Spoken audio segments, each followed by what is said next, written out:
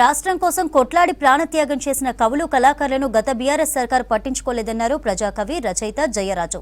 అందశ్రీ రాసిన తెలంగాణ గీతాన్ని 10 ఏళ్లు పక్కన పెట్టిందని విమర్శించారు. రేవంత్ సర్కార్ వచ్చిన తర్వాత కవులు కళాకారులను గుర్తింపు వచ్చిందన్నారు. తమతో పాటు తెలంగాణ ఉద్యమంలో పాల్గొన్న కవులు కళాకారులను ప్రభుత్వం గుర్తించి ఉద్యోగ ఉపాధి కల్పించాలన్నారు జయరాజు. తెలిసిన గొప్ప కవినే కావచ్చు, కానీ ఈ గణపురం అంజయ్యన్న, సుభాష్ని అక్క వీళ్ళ ప్రేమతోటి నేను పెరిగాను. ఈ మహానుభావుడు నన్ను విప్లవోద్యమంలో పరిచయం చేయకుంటే నేను ఇంతవాడిని అయ్యేవాడిని కాదు. రాష్ట్రం కోసం మేము పోరాడుతున్నప్పుడు ఒక దశలో మేము పాట పాడుతుంటే పొట్టకున్న పేగులు తెగిపోయి బ్లడ్ వచ్చింది.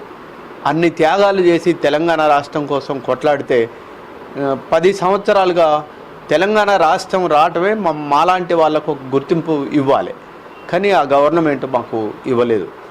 నైజాం కాల్పుల్లో చచ్చిపోయిన బండి యాదగిరి కానుంచి మొదలు పెడితే గద్దర్ కానుంచి జయరాజు, గూడంజర్న కానుంచి ఇలాంటి 9 మంది పోరాట కవులను గుర్తించి వాళ్లకు గుర్తించడం ఏదైతుందో చరిత్రలో మర్చిపోలేంది. ఈరోజు రేవంత్ రెడ్డి గారు వచ్చిన తర్వాత ఓ పాలమూరు బిడ్డ, ఒక వెనకబడ్డ ప్రాంతం నుంచి వచ్చిన బిడ్డ ఇవాళ పెద్ద ఎత్తున తెలంగాణ సంస్కృతిని, తెలంగాణ జీవన విధానాన్ని ప్రపంచానికి చాటి చెప్తున్నాడు. తెలంగాణ అభివృద్ధి కోసం పనిచేస్తున్నాడు. ఆయన పని చేసినంతకాలం అలాంటి వాళ్లకు మేము అండదండగా ఉంటాం.